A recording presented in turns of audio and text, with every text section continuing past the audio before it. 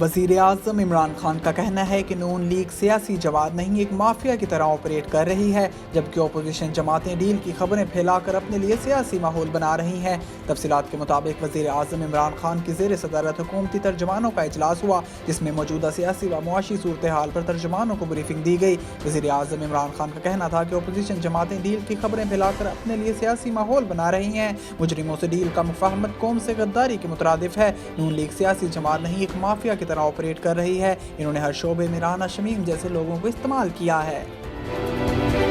وفاقی وزیر اطلاعات و نشریات فواد چودھری نے کہا ہے کہ مسلم لیگ نون کے قائد شہباز شریف کے خلاف دائر مقدمات کی سماعت براہ راست نشر ہونی چاہیے تاکہ عوام سارے حقائق سے واقف ہو سکے۔ اسلام آباد میں پریس کانفرنس کے دوران انہوں نے کہا کہ عدالتوں کو بلا خوف و خطر ان مقدمات کے فیصلے کرنے چاہیے اور عدالتوں میں کیمرے لگائیں تاکہ لوگ دیکھیں شریف برادران پر مقدمات کی نوعیت کیا ہے۔